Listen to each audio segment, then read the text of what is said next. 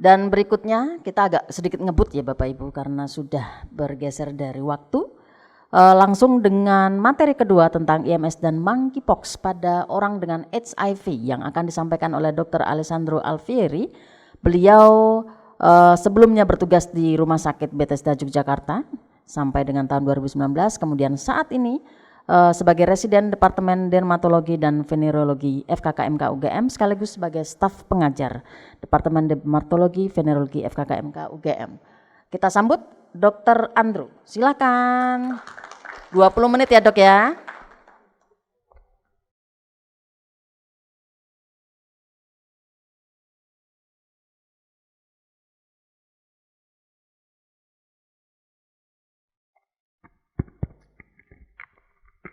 Selamat pagi, saya ucapkan kepada Dr. Doni, Dr. Yandri, Dr. Ida, teman-teman komunitas dan teman-teman mahasiswa. Selamat pagi semuanya. Selamat pagi Dr. Suri, sudah lama nggak ketemu Dokter, 5 tahun kita nggak ketemu ya Dok ya. Jadi pada kesempatan kali ini terima kasih kepada Tropmed dan panitia setelah memberikan kepercayaan kepada saya. Pada kali ini saya akan membicarakan tentang IMS dan Mpox pada ODIF. Dr. Yandri mohon maaf dok, ini tidak selengkap itu dok, karena kalau lengkap bisa 2 jam sendiri dokter. Jadi ini saya akan review sedikit aja dulu. Mungkin nanti di lain waktu kita bisa ketemu lagi, kita bisa ngobrol lagi lebih dalam, terutama terkait pemeriksaan-pemeriksaan pada infeksi menular seksual.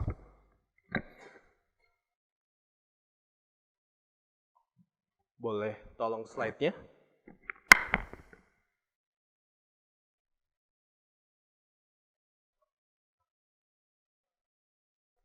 Jadi pada kesempatan kali ini saya hanya membahas 2, yaitu tentang infeksi menular seksual dan Mpox atau monkeypox. Jadi sekarang kita nggak boleh ngomong monkeypox, kita ngomongnya Mpox karena memang monkey sendiri itu takutnya menjadi stigma dan diskriminasi. Jadi WHO mengubah namanya menjadi Mpox. Oke. Sebagai review saja, jadi infeksi menular seksual adalah semua penyakit yang memang akan terjadi karena kontak seksual. Jadi dia bisa genitogenital, dari genital ke genital, penis ke vagina misalkan, atau dia bisa orogenital, dari main oral, dari oral ke genital, atau anogenital, dari genital ke anal. Nah, tidak hanya horizontal saja penularannya, tapi dia juga bisa vertikal. Beberapa penyakit seperti sifilis itu bisa diturunkan dari ibu hamil kepada anaknya. Jadi program dari pemerintah triple elimination salah satu ada sifilis dan ini sangat penting. Klinisnya saya bagi menjadi beberapa hal. Yang pertama ada duh tubuh, ini artinya adalah discharge atau nanah. Nanah itu bisa muncul dari uretra, dari lubang kemaluan, atau untuk perempuan bentuknya adalah keputihan, atau yang memiliki perilaku lewat anogenital akan ditemukan duh tubuhnya di daerah anus atau di rektum. Kemudian ada juga luka dan ulkus, nanti kita akan lihat gambarnya satu-satu untuk mereview atau mengingat kepada teman-teman terkait penyakit ini. Kemudian ada pembesaran kelenjar limfatik, ini adalah salah satu penyakit yang sudah tidak ditemukan lagi. Jadi selama saya ada di polikulit dan kelamin ini sudah tidak pernah, tapi ini teman-teman juga wajib harus tahu tentang masalah ini karena manifestasi yang paling berat di antara yang lainnya. Kemudian yang terakhir yang lebih sering ditemukan lagi adalah vegetasi atau nanti namanya anogenital warts atau kondiloma acuminata. Oke, jadi ini dari estimasi IMS 2021 dari Kemenkes. Jadi Kemenkes ada membuat suatu hitung-hitungan kasar tentang prevalensi IMS. Yang akan saya tampilkan di sini adalah gonore, chlamydia, dan sifilis. Jadi untuk yang gonore kita bisa lihat prevalensi perbandingan antara 2010 dan 2020 ini sebenarnya tidak mengalami kenaikan yang berarti, walaupun memang masih mirip. Kita bisa lihat ya, untuk di teman-teman WPS, prevalensinya masih tidak beda jauh, dari teman-teman LSL juga kurang lebih prevalensi untuk gonorenya masih sama, dan untuk dari teman-teman transpuan juga masih sama, kurang lebihnya. Walaupun memang trennya sedikit menurun, tapi ini masih tetap menjadi masalah. Apakah ini suatu tip of iceberg, kita masih belum tahu juga. Tapi saya masih meyakini ini masih akan menjadi masalah di teman-teman populasi kunci. Kemudian untuk chlamydia juga kita bisa lihat bahwa ini juga masih tinggi, tidak ada pengaruhnya besar. Jadi chlamydia trachomatis ini merupakan penyakit yang sangat amat mudah ditularkan dibandingkan gonore. Jadi memang prevalensinya sangat tinggi sekali pada teman-teman dengan perilaku yang beresiko. Kemudian untuk teman-teman LSL, ini chlamydia juga terlihat meningkat dari 2020 dibandingkan 2010, dan pada teman-teman transpuan ini sedikit menurun. Ini juga sama, ini gabungan dari semuanya, jadi kita bisa lihat bahwa di populasi umum, tidak hanya di populasi kunci, jadi di populasi umum, prevalensi dari gonore ini sebesar 0,7%, sedangkan untuk chlamydia 1,5%, ini untuk yang perempuan. Kemudian juga secara umum di populasi umum ini untuk yang laki-laki gonorenya itu 0,5%, sedangkan chlamydianya 1,1%. Saya sangat apresiasi untuk Kemenkes karena kita belum pernah punya prevalensi ini, baru ada di tahun 2021 ini. Oke, sekarang saya akan bahas sedikit tentang duh tubuh. Duh tubuh tadi itu artinya namanya nanah, jadi nanahnya dia bisa keluar di uretra atau lubang kencing, kita sebut sebagai uretritis. Kemudian proktitis itu berarti nanahnya keluar dari lubang anus. Kemudian cervicitis berarti dia ada radang pada cervix. Kemudian yang terakhir vaginitis, jadi radang pada vagina, pada bagian luarnya. Penyakitnya banyak sekali. Ini hanya sedikit sekali yang saya sebutkan, tapi bisa ada lebih dari 20 yang bisa menyebabkan terjadinya keadaan duh tubuh ini. Ini pada laki-laki akan terlihat adanya, ini untuk gonore ya, ini adalah uretritis gonore, jadi akan terlihat adanya duh tubuh yang keluar dari lubang kemaluan. Khasnya sekali adalah duh tubuhnya nanti akan lebih banyak pada pagi hari, jadi waktu bangun, ketika akan kencing, tiba-tiba di celana dalamnya ada seperti ingus, bekas ingus, itu biasanya terlihat memang paling banyak pas bangun tidur. Dan ketika kencing biasanya akan nyeri. Untuk gonore dan chlamydia ini keluhannya sebenarnya sama, tapi akan lebih berat pada yang gonore. Untuk yang chlamydia biasanya dia keluhan untuk nyerinya akan lebih minimal. Kemudian ini untuk yang perempuan, nah dari sekian banyak yang saya tulis untuk perempuan di sini, ada dua penyakit yang memang lebih mungkin saja tidak ditularkan melalui hubungan seksual. Contohnya adalah Candida albicans, atau kalau teman-teman pernah dengar namanya Candidosis vulvovaginal atau KVV. Ini adalah disebabkan karena jamur dan belum tentu disebabkan karena hubungan seksual. Jadi di situ ada karena pergantian hormon, pakai antibiotik yang lama, itu bisa menyebabkan KVV ini. Dan satu lagi adalah bakterial vaginosis yang ini hanya bisa terjadi pada perempuan. Penyakitnya ini banyak sekali dan Indonesia masih kurang untuk pemeriksaannya, terutama untuk pemeriksaan laboratori. Jadi kita hanya tahu sekarang adalah gonore dan non-gonore. Kalau kita mau tahu identifikasi kasus ini di UGM bisa, tapi harganya 700.000 untuk satu sampel, dan itu menurut saya masih sangat mahal sekali, dan itu tidak di-cover sama BPJS. BPJS hanya menanggung untuk pewarnaan gram yang kita lakukan di Sarjito, dan itu tidak bisa mengidentifikasi yang di bawah ini. Yang bisa hanyalah ini, dan ini. Ini mungkin, tapi yang 3 ini tidak bisa teridentifikasi hanya melalui pemeriksaan gram. Kemudian gambaran lainnya yang bisa kita temukan adalah luka atau ulkus. Mungkin teman-teman juga tahu atau sering dengar namanya sifilis atau raja singa. Dia disebabkan oleh bakteri namanya Treponema pallidum. Sifilis ini adalah teman, sahabat karib, saudara kandung dari HIV. Mereka biasanya jalan berdua beriringan dan sangat sulit untuk melepas mereka berdua jalan sendiri, itu nggak mungkin. Mereka jalannya berdua. Sifilis ini hebat sekali. Dia salah satu bakteri yang hebat. Dia sama kayak mungkin teman-teman pernah dengar namanya lepra, Mycobacterium leprosi. Ini temennya dan dia bakteri yang sangat hebat. Dia bisa melewati imun tubuh kita dengan sangat mudahnya sehingga dia bisa bermanifestasi menjadi suatu penyakit yang lebih besar. Nah, Gejala utamanya itu dia pertama ada ini nih, ini namanya ulcus durum. Ulcus durum adalah ulkus yang ada di tempat kita kontak seksual. Jadi tidak hanya di anogenital, kalau kita mainnya oral ya bisa aja ketemu di oral. Kalau kita mainnya di anal ya bisa aja ketemunya di anal. Jadi bisa ketemu di mana saja dan khasnya dia adalah dia tidak nyeri. Hanya satu luka dan dia tidak nyeri. Makanya sering sekali teman-teman ini tidak tahu kalau pernah punya luka ini. Karena sebenarnya dalam 2 sampai 3 minggu dia akan sembuh sendiri. Dia akan sembuh sendiri, dia tidak akan bermanifestasi apa-apa, lukanya kering, jadi nggak akan kelihatan.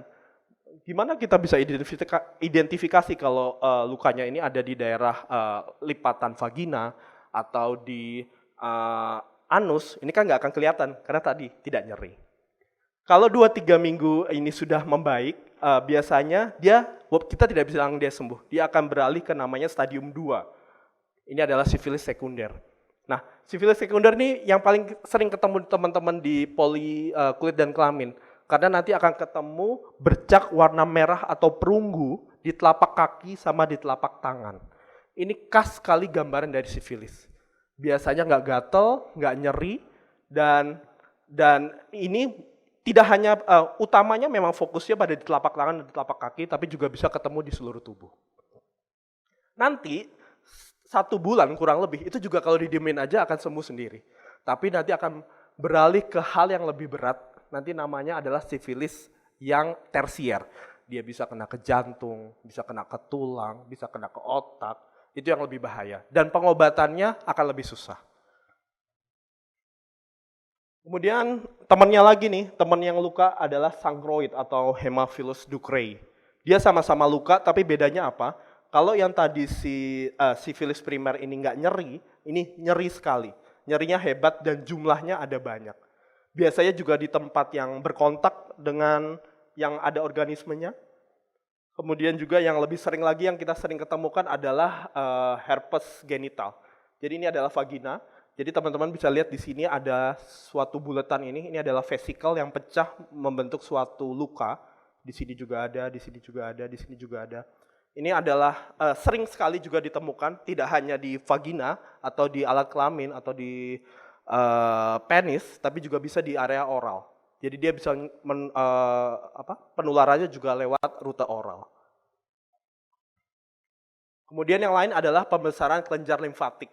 Ini yang tadi saya bilang penyakitnya sudah jarang, tapi juga cukup berbahaya. Penyebabnya sama-sama oleh karena chlamydia trachomatis.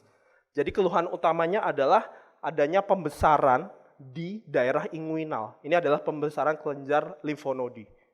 Biasanya cuman asimetris, jadi cuma sebelah kanan aja atau sebelah kiri aja dan pasti terasa nyeri.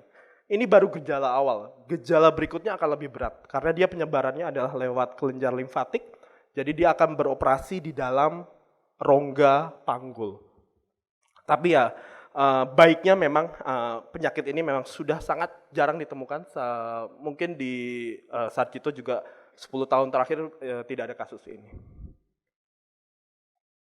Kemudian yang vegetasi ini adalah IMS yang paling sering terjadi di Indonesia, bahkan di dunia. Jadi sebagian besar IMS adalah bentuknya vegetasi atau kita sebut sebagai kondiloma acuminata. Jadi disebabkan oleh human papilloma virus atau HPV. Biasanya HPV-nya adalah yang tipe ringan, yang tipe 6 atau tipe 11. Kalau kita kenanya yang 16 atau 18 nanti biasanya jadi kanker. Paling sering adalah kanker serviks. Tapi juga pada laki juga sangat mungkin terjadinya kanker apabila ada virus HPV ini. Jadi kita bisa lihat di sini ada kita sebutnya papulverrucose yang berkumpul menjadi satu di sini. Treatmentnya gampang, tapi akan susah kalau pada teman-teman HIV yang belum mendapatkan ARV. Obat utamanya di sini adalah ARV. Selama ARV-nya baik, viral load-nya nanti undetected, CD4-nya naik, sebenarnya ini bisa saja sembuh sendiri, bisa saja. Tapi sebagian besar memang tidak, dan teman-teman yang belum dapat ARV biasanya nggak akan pernah sembuh. Jadi memang kunci utama untuk penanganan kondiloma acuminata adalah dengan ARV. Oke. Nah, ini dokter saya jelaskan sekilas tentang sifilis. Mungkin juga teman-teman nanti yang ada di rumah sakit, ada di puskesmas, jangan lupa kalau periksa HIV juga periksa sifilis. Jangan pernah meninggalkan sifilis sama sekali, karena tadi saya bilang ini adalah saudara kembar, saudara seperibuan, saudara sepersusuan, jadi tetap harus diperiksa. Ada dua pemeriksaan yang kita punya. Yang pertama adalah pemeriksaan non-treponemal dan pemeriksaan treponemal. Sekarang, kalau dari WHO sebenarnya untuk screeningnya adalah menggunakan yang treponemal atau kita sebut namanya TPHA. Nah, tapi kalau di sini yang saya kasih lihat adalah pemeriksaan RPR ini, pasti teman-teman di puskesmas juga tahu bahwa RPR ini adalah yang non treponemal. Kalau dia reaktif, baru kita confirm dengan yang treponemal. Baru kita lihat ke bawah. Kalau memang dua-duanya sudah reaktif, baru kita terapi. Nanti tergantung stagingnya. Kalau staging yang primer sama sekunder, kita kasih injeksi benzathine penicillin yang di pantat tuh, itu sakit banget, itu cuma sekali. Dan kalau dia yang laten atau yang laten lanjut, itu kita injeksinya 3 kali. Nah di sini juga ada cara bacanya RPR sama TPH yang positif dan negatif. Tapi nanti mungkin kita akan lebih perdalam di lain kesempatan, karena ini masih ada satu materi lagi yaitu tentang Mpox. Oke, jadi pengaruh IMS pada ODIF itu ada 2 sebenarnya. Yang pertama bagi yang belum mengkonsumsi ARV ada 2 juga masalahnya. Masalah yang pertama adalah gejalanya akan jadi jelek. Yang kedua susah diterapi. Ini pasien-pasien kita yang ada di Sarjito. Tadi teman-teman pasti ingat saya cerita tentang sifilis sekunder. Ini adalah sifilis sekunder yang atipikal. Ini sifilis juga, tapi pada teman-teman yang tidak mengkonsumsi ARV. Waktu itu kalau nggak salah pasiennya dengan CD4 8 mungkin, dia muncul manifestasi sifilis sekundernya seperti ini.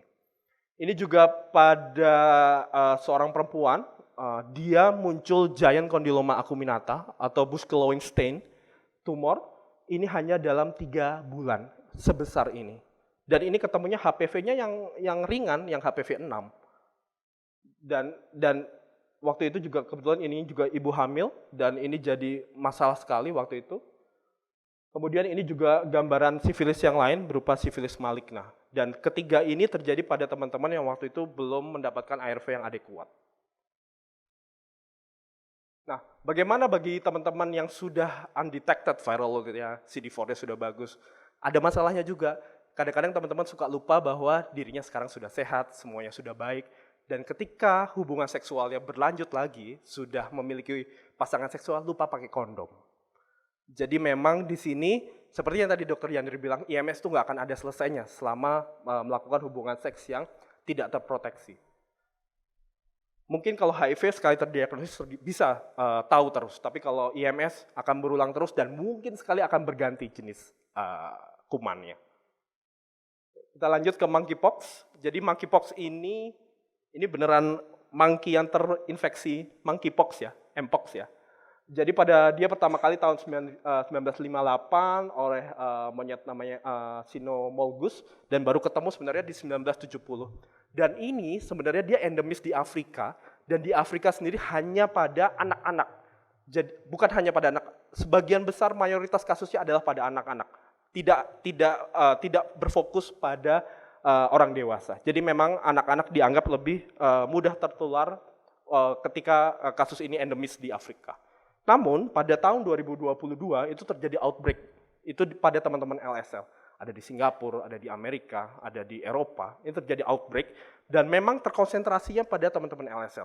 Makanya sampai sekarang di 2023 ini kasus-kasus yang ditemukan memang terfokus pada teman-teman pada teman-teman populasi kunci. Transmisinya gimana? Sebenarnya ada 2 yang utama.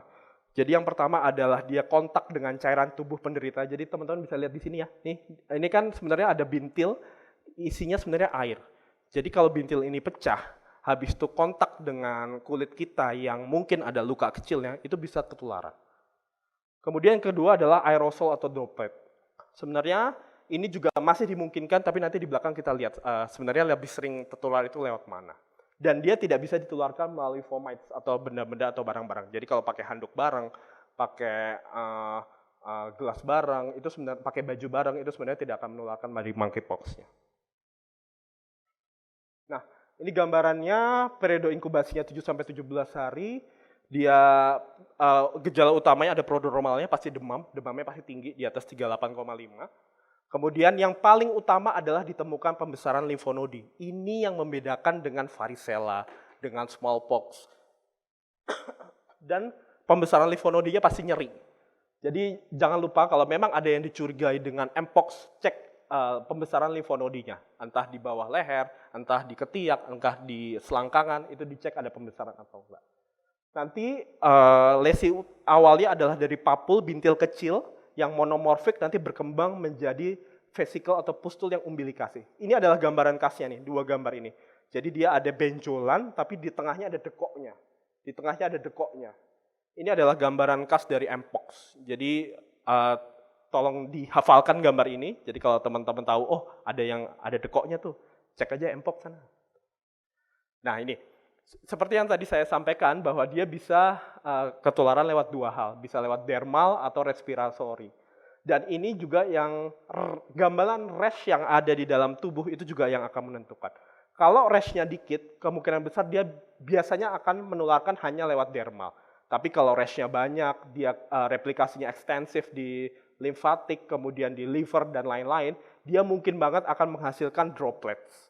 Jadi teman-teman nggak usah takut juga seruangan sama teman-teman yang mpox dengan lesi yang minimal karena dia penularan lewat droplets atau lewat aerosolnya akan lebih rendah dibandingkan yang generalisata.